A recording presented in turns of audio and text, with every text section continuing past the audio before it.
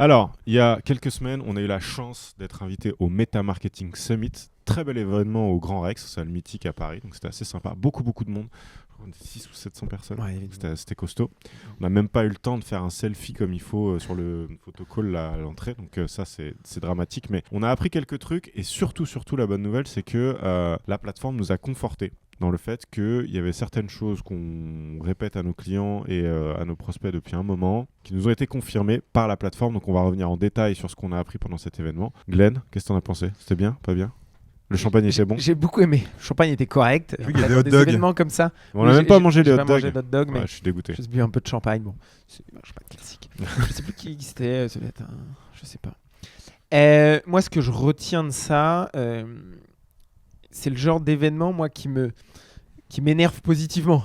Putain, c'est pas normal que, tu vois, quand on est à un événement méta comme ça, quand on voit les annonceurs, tout ce qu'il y a, le niveau qu'il y a. Je m'attendais à un niveau où tu prends des claques et en fait, tu te rends compte que d'un côté, tu as les annonceurs qui sont encore dans la pub, en fait, une déclinaison de ce qu'ils font en pub sur les réseaux sociaux avec... on a fait un micro-trottoir, un truc, et Ouais. tu vois, À la waouh. marge, il y avait 2-3 contenus un peu social, mais c'était pas... Et donc tu te dis, putain, on est en train de Parce qu'il y avait des se annonceurs qui regarder. présentaient des Il choses. Ouais. y avait en gros un annonceur X, une autre agence, et en fait, même en termes de... On voulait avoir, tu vois, les KPI, tout ça. Et les KPI, c'est toujours 50 fois plus. Que des chiffres comme ça, 100% Jamais de de plus. truc en valeur absolue. Ok. T'as Et en fait, tu toujours sais pas des exactement ce que pourcentages c'est. ou des Et, multiples. et avec des raisonnements qui sont toujours des raisonnements de campagne de com. Mm. C'est-à-dire, voilà, on n'est pas dans ce qu'on répète tout le temps, mais dans les règles des réseaux sociaux, quoi. Ils jouent à côté et tout le monde a l'impression que c'est normal de tricher, quoi. Alors, Et- je serais un peu plus nuancé que toi parce que ça, c'est les exemples qu'ils ont choisi de mettre en avant. Ouais. Mais pour autant, ce qui était intéressant, c'est que quand les intervenants de chez Meta Mm. prenaient la parole, le discours était un peu différent. Ce qui est étonnant aussi, des fois, le gap entre le discours Ouais. et les exemples, quoi. Moi, j'en suis sorti autant frustré que rassuré. Ouais. Frustré parce que on voit que effectivement, les case studies qui sont présentés, ça reste très en surface. Ils vont pas au bout de la démarche. Tu vois. Ils commencent à initier des trucs, mais ça reste encore un peu timide. Rassuré sur le fait que parce qu'il y a eu quand même plusieurs panels, donc il y avait des panels avec donc des gens de chez Meta qui prenaient la parole sur les bonnes pratiques, sur le futur de la plateforme, etc. Tu avais des panels avec des annonceurs. Donc il y avait notamment un panel avec des très gros annonceurs où ils revenaient sur 2 campagnes qui avaient été menées et un panel qui était plus focus sur des plus petits annonceurs mais des DNVB, donc il y avait Horace et Dijo, Dijo, ouais. et ça c'était très intéressant. Et après tu avais aussi des panels avec des créateurs de contenu, donc ça c'était pas mal. Globalement, ce qui était hyper rassurant, c'est que sur les gens qui sont natifs de la plateforme, donc créateurs de contenu DNVB, on voit que ce qu'on préconise à nos clients, c'est exactement les stratégies qu'ils ont adoptées et qui leur ont permis de réussir sur Instagram, Facebook, etc. Donc globalement, c'est voilà, comment tu fais pour comprendre un peu l'écosystème, regarder le contexte de la plateforme, comment elle évolue, identifier ton format signature. Dans le cas de Dijo et Horace, c'était voilà, on pense social first, on a de la création de contenu qui est authentique, on documente le quotidien, on monte les coulisses, on a une mission qui est claire, on a une quête qui est affirmée, on a des mécaniques d'engagement communautaire, on est proche de notre audience, on leur pose des questions, on échange avec eux en DM, etc. Pareil pour les créateurs de contenu. Et c'est vrai que dès qu'on passe dans la sphère un peu annonceur plus, quoi. Ils oublient tout là, ça. Il y a un décalage énorme, Ouais. quoi. Et où c'est à base de, on prend le spot télé, on en a fait des capsules courtes, on le revalorise sur les réseaux, et on a vaguement pensé un format qui reprend les codes du social, mais qui est une toute petite partie du dispositif global sur lequel il y a énormément d'argent qui a été investi. C'est TV clairement. First et derrière. Exactement. Et ils parlaient du budget qu'ils investissaient ou pas du Non. tout? Non, on avait aucun. Ça qui était frustrant aussi, c'est qu'on avait très peu de, comme je le disais, assez peu d'indicateurs exprimés en valeur absolue. C'était toujours des multiples de ou des pourcentages de, mais on avait peu de choses. Peut-être dans les trucs qui sont intéressants, sur lesquels on peut revenir dans les prises de parole des gens de chez Meta. Il y avait notamment une intervention qu'on a trouvée assez éclairante tous les deux, d'un mec qui parlait de l'importance de l'émotion et du storytelling sur la plateforme. Donc voilà, qui confirme que travailler sur ces 2 dimensions-là, c'est quelque chose qui est quand même hyper important. Et il y avait notamment des insights qui étaient assez intéressants sur l'impact de l'attention cumulée versus l'attention continue. Ok. Est-ce que le fait de voir 5 fois 2 secondes ou de voir 10 secondes en continu, quel impact ça peut avoir sur l'audience? Donc là, il y avait des choses intéressantes autour de pas de différence significative, voire un léger avantage pour les annonceurs qui arrivent à être présents plus souvent, Ok. plus que les annonceurs qui sont présents sur un contenu donné pendant plus longtemps. Donc ça, c'était cool. Ça va dans le sens de ce qu'on dit à nos marques sur la pertinence de prendre régulièrement la parole sur les différents réseaux. Sans surprise, l'importance de la vidéo. Exactement. Clair, C'est vrai que ça, truc, c'est quelque chose où maintenant, on se pose plus la question, hein, statique ou vidéo. Il parle que de vidéo. Ouais, le monde il parle que de vidéo, parle quoi. que de vidéo. Et pareil sur ce point autour de l'émotion, un truc qui était intéressant aussi, c'était qu'il a fait un gros focus sur l'intensité, l'importance de le temps qu'on passe avec les gens, il faut que ce soit mémorable. Ok. Il prenait l'exemple de la gifle en disant quand on a pris une gifle dans sa vie, on s'en souvient toute sa vie, quoi. C'est pas ça a beau il y a plein de choses dont tu te souviens pas de quand tu étais gamin, mais le jour où tu as pris une gifle, tu t'en souviens pendant très longtemps. Du coup, Meta encourage les parents à gifler leurs enfants. Exactement, Exactement. la conclusion c'est C'est Meta gifler vos encourage. gamins. C'est Non, un mais bon en hook. fait, ce qu'il y a derrière, c'est vraiment cette notion d'émotion, quoi. Mm. Et c'est pour ça que je disais au début, c'est énervant ce gap entre. Il y a un intervenant de méta qui dit l'émotion first, l'intensité, et puis à côté dire waouh, regardez-moi cette belle campagne, mais où il n'y a pas du tout de sujet d'émotion. Très aseptisé. Et, Ouais. et donc, c'est ce gap-là qui est. Des fois, on se dit, mais pourquoi? Et de se dire que chaque contenu qu'on crée sur les réseaux sociaux doit venir susciter une émotion. Alors, c'est peut-être pas la même émotion qu'une gifle, mais on le voit que le rire est une émotion hyper forte, même des fois la colère peut être une émotion hyper forte. Et comment on arrive avec nos marques à venir cocher ces différentes cases. Ce qui était intéressant, c'est qu'il évoquait justement le fait que cette notion d'émotion, il y a toute une palette d'émotions à exploiter. Et qu'en fait, en fonction de ce que tu incarnes en tant que marque, tu vas aller taper sur certains registres plus que d'autres. C'est normal qu'une marque ultra premium dans le luxe aille pas faire des pranks. Et encore que, je pense que tu pourrais imaginer une manière de le faire qui soit cohérent avec l'ADN et la plateforme de la marque. Mais de se dire aussi, on ne cherche pas à se travestir, c'est plutôt par rapport à ce qu'on est, ce qu'on veut représenter, ce qu'on veut incarner, sur quelles émotions on peut aller taper. Et une fois qu'on a identifié ces émotions-là, on y va franchement, quoi. On n'y va pas à moitié. Et je pense que ça, c'est l'autre truc aussi, c'est de se dire, une fois que tu es en capacité de dire, voilà ce qu'on a envie d'incarner, et voilà les leviers émotionnels sur lesquels on peut s'appuyer, comment on fait pour aller au bout de la démarche et pas rester dans quelque chose de surface. Je pense qu'une des frustrations qu'on avait aussi avec Glenn, c'est de se dire, même quand les gens essayaient de le faire, tu voyais que c'était pas assumé, quoi. Ils n'allaient pas au bout du truc. Et je pense aussi que c'est ce qui fait que y a beaucoup de marques qui échouent, c'est que tu vas pas au bout de la démarche. Et donc ça, ça faisait partie. Et le dernier point sur les émotions que je trouve intéressant, c'est qu'il parlait de la planification. De se dire, une fois que tu as identifié les émotions sur lesquelles tu peux jouer de manière cohérente et pertinente, comment est-ce que dans la construction du discours de marque, tu essayes de le planifier, ce truc-là. Okay. De dire, je sais pas, tel jour sur tel sujet, on va chercher à faire rire, mais par contre, une semaine après sur ce sujet-là, on va plutôt être dans un truc qui sera plus... c'est pas pathos, mais plus solennel, tu vois. Donc c'était intéressant aussi de voir qu'il y avait une réflexion un peu méta à avoir sur, sans mauvais jeu de mots, au niveau du dessus, qui est de se dire, une fois qu'on a identifié les émotions sur lesquelles on veut s'appuyer, comment on les programme un peu dans nos prises de parole, quoi. Ok. Et les créateurs qui étaient présents, je sais qu'il y avait Papsan qui était là, il s'inscrivait là-dedans, il a réussi à ramener ce discours, parce que en fait, je sais que c'est un mec qui vient de Twitch, et du coup j'étais curieux de le voir apparaître sur Meta. C'est moins conscientisé. Hein. Honnêtement, on sent qu'il y a un côté créateur first, quoi, où création de contenu, et petit à petit, ils ont créé leur communauté autour de ça, et donc ils partagent leur quotidien, mais pas de façon moi je pense que ce qui était intéressant, c'est peut-être un peu plus avec Fred Stoffer, qui avait ce côté peut-être un peu plus marketing dans ils sont sur deux dynamiques différentes, tu vois. Je trouve que Papsan, il y a un truc très lifestyle. En fait, je trouve qu'il a presque un truc de curation. Tu vois, c'est...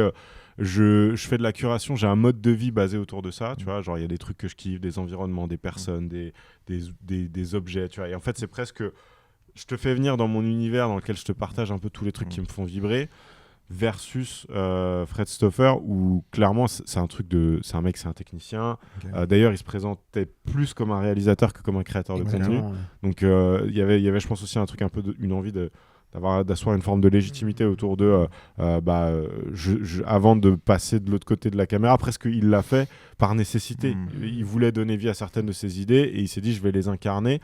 Mais avant ça, c'est plus un technicien. C'est incroyable, hein, le robot qu'il a chez lui aujourd'hui, le niveau qu'il a de prod, toi que tu le suis aussi, et c'est assez impressionnant, quoi. Il a explosé, je crois que c'était pendant le Covid, où il a commencé à faire tous ces transitions un peu effet waouh, et ça a cartonné. Donc aujourd'hui, il est un peu plus réel. Mais ce qu'ils ont en commun, c'est qu'ils passent beaucoup de temps sur les plateformes et qu'ils en comprennent les codes. Okay. Et tu vois, un truc qui était intéressant aussi dans ce qu'ils ont partagé, qui est quelque chose qu'on dit beaucoup aux marques, tu sentais qu'ils se sont un peu saisis de cette tribune-là pour pousser un petit coup de gueule, qui était faites-nous confiance, quoi.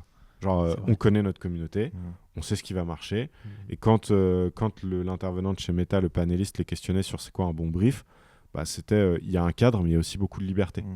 Et je trouvais ça intéressant qu'il le relève en disant si vous venez nous chercher, c'est qu'il y a une raison, donc vous aimez notre travail, et en plus de ça, on est les mieux placés pour savoir ce qui est susceptible de résonner auprès de notre communauté, donc laissez-nous un peu de marge de manœuvre. Ça va dans le sens de ce qu'on raconte depuis un moment déjà, sur cette logique de co-création plus que de commande, quoi. Mais c'est intéressant quand même de se dire que, parce que du coup on a fait TikTok et Meta, entre les deux discours, entre TikTok et Meta, vous voyez des liens ou Moi, il y a un truc qui me frappe. Alors, des liens, non.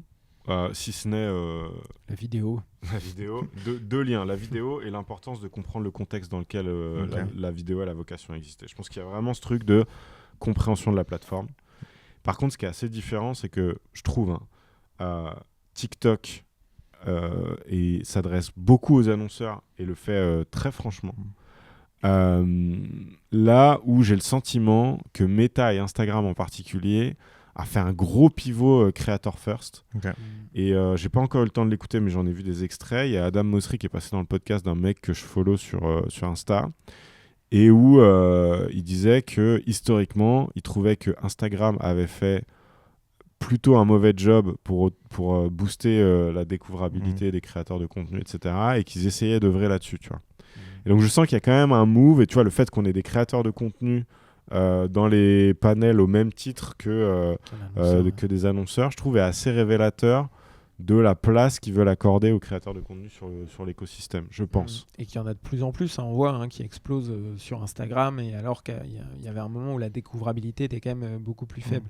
Tu vois, la vidéo, je trouve, à amener, et ça fait déjà 3-4 ans. Là, après, la question que je me pose aussi, et je n'ai pas fait le rapprochement quand on y était, mais maintenant que j'y réfléchis, toute la fin du panel était sur le contenu de demain, donc vidéo immersive, réalité augmentée, etc. Ils ont fait un focus sur les Ray-Ban Meta et tout. Et en fait, je me dis que TikTok n'a pas du tout stratégiquement ce move d'aller faire du hardware, donc vraiment des objets connectés, etc. Et là où je pense que c'est malin de la part de Meta d'essayer de mettre de son côté les créateurs de contenu, c'est que demain, les meilleurs prescripteurs pour ce genre de truc, c'est les créateurs de contenu. C'est-à-dire que si demain, dans ton feed, tes créateurs de contenu préférés créent 90% de leur contenu avec les Ray-Ban Meta, bah, tu vas avoir envie d'acheter des Ray-Ban Meta. Tu vois. Et je les trouve assez accessibles pour une technologie. Quelques centaines d'euros. Qualité de dingue. Et même nous, on n'en a pas à l'agence, mais en sortant de ça, c'était presque ça ma conclusion. Il faut qu'on en achète parce qu'il y a ce côté... Est-ce qu'il y a des verres bleus ou pas? Et ça, je sais pas. Et je sais pas déjà si elle serait à notre vue. C'est la première question. Faudrait les mettre à notre vue. C'est possible, je pense. Je pense aussi.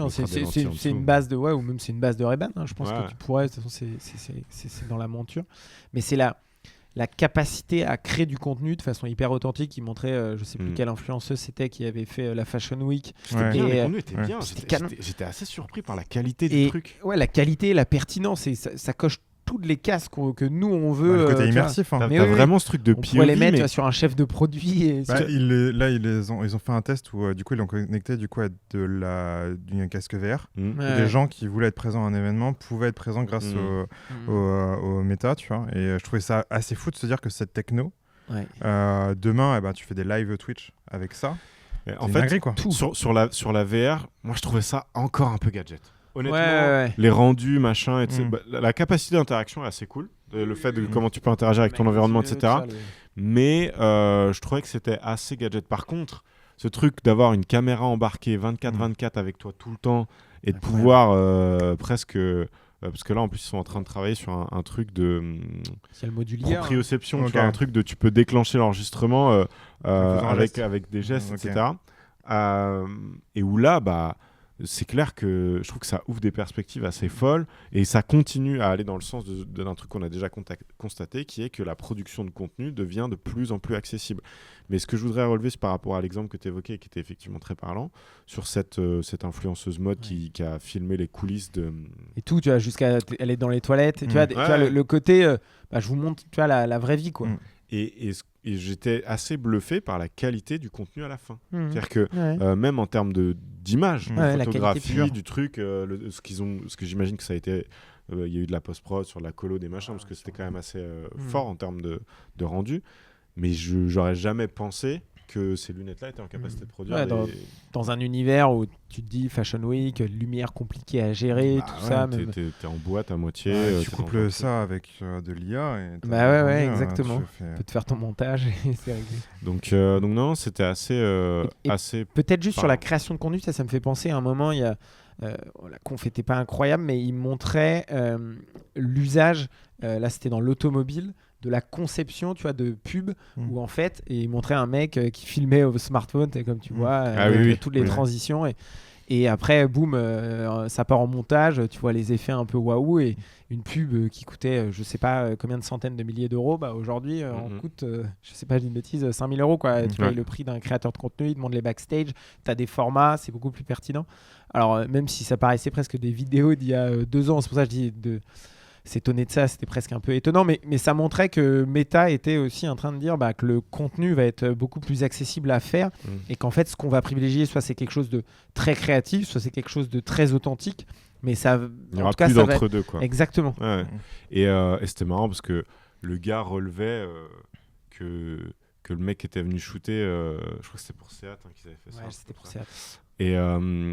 Et le gars qui était venu shooter, genre ses accessoires, c'était un stab, comme on en a, qui coûte 300 balles dans le commerce, et un skate. Et en fait, le gars shootait des trucs comme ça. Et le rendu final, après, je sais pas combien d'heures il avait passé sur la post-prod, parce qu'il y avait des effets de partout. Tu vois, ces effets-là, demain, avec de l'IA et tout. Et ce qui est marrant sur ce genre de format, c'est souvent le contenu backstage qui montre le mec faire, exactement. Qui performe mieux que le contenu. Il en parlait. Et les gens sont étonnés de voir ça. Nous maintenant on est habitués, mais la plupart des gens disent waouh, comment tu fais ça avec un smartphone, quoi. A été fait avec un iPhone. Et t'as envie d'avoir le rendu, quoi. T'as envie à la fin le rendu, etc. C'est marrant. Donc ça c'était intéressant. Et sur les intervenants qui nous ont marqué aussi, il y avait quand même Anouk Le Terrier et Marc Terret, je crois, j'ai plus son nom. Bref, les cofondateurs respectivement de Dijo et Horace. Qui du coup eux sont nés sur les réseaux, clairement c'est des marques qui se sont développées grâce aux réseaux sociaux et qui avaient tous les deux plus ou moins la même approche. Déjà ils pensent leur contenu social first, très même le mec de Horace le disait assez bien, on regarde ce qui marche sur les réseaux et on reprend les mêmes mécaniques, on va faire du micro-trot, on fait tester nos produits aux gens dans la rue, tu vois, il y a vraiment un truc même pour des marques qui ont une esthétique assez premium. Exactement. Mine de rien, Horace en termes de positionnement sur le cosmétique masculin, c'est pas un premier prix non plus. Enfin, tu vois, c'est quand même rien qu'à voir leur packshot. Donc je trouvais ça intéressant. Les deux étaient d'accord sur le fait de dire nécessité d'avoir du contenu incarné si possible par les fondateurs ou des personnes clés dans l'organisation. On en a déjà parlé. Et qu'au début, je trouvais ça marrant quand le fondateur d'Horace disait en fait, au début, j'avais pas du tout envie d'incarner, quoi. Et qu'en fait, c'est pas un sujet d'envie ou pas envie, c'est qu'à un moment, tu fais ce qui fonctionne, tu es là pour défendre ta marque, et donc à un moment, tu te prends au jeu, puis en fait, tu te rends compte que petit à petit, tu commences à prendre du plaisir. Et surtout, ça lui donnait aussi un insight que peu de fondateurs ont, c'est d'avoir son compte perso qui est aussi développé, et d'avoir des messages tous les jours des consommateurs. Quoi. Et les deux, ils relevaient ça. Exactement. Et t'imagines, demain, t'es chef de produit d'une marque et t'as de l'insight comme ça permanent. Pour comprendre les attentes de leur conso, c'était clé parce qu'ils leur écrivaient, que ce soit à titre perso ou sur le compte de la marque, assez régulièrement. Mais presque plus à titre perso. Je pense que c'est un truc de se dire, si je veux me faire entendre, j'ai plus de chance en allant voir le fondateur de la marque. Et lui disait que c'était assez précieux, au même titre que Dijo évoquait qu'un truc qui avait été clé au départ, c'était le fait qu'ils aillent livrer elles-mêmes, enfin qu'elles aillent livrer elles-mêmes les produits à leurs premiers clients et que ça leur donnait l'opportunité d'échanger. Et en fait, ça, c'est un truc que tu retrouves sur aucun autre média, mine de rien, on en parle assez souvent, mais c'est quand même la grosse force des réseaux sociaux. Et ce volet engagement communautaire était quand même vachement mis en avant, même dans les autres panels, quoi, de se dire comment tu arrives à créer de la proximité, etc. Donc encore une fois, ça va dans le sens des recommandations qu'on fait. Donc c'est conforté dans le fait qu'on va dans la bonne direction. Après, c'est vrai que les points de vigilance, c'est de se dire, ok, on voit que la barrière à l'entrée, elle est de plus en plus faible. Qu'est-ce que ça implique pour les marques aussi si je prends l'exemple de Dijon et de Horace, elles ont tous les deux fait le choix de l'internalisation. Ils ont une petite équipe dédiée en interne. Bon, ils se sont construits comme ça aussi historiquement, donc c'est plus facile pour eux. Culturellement parlant, c'est plus facile à mettre en place parce que c'est pertinent. Ça a été pensé comme ça Day One.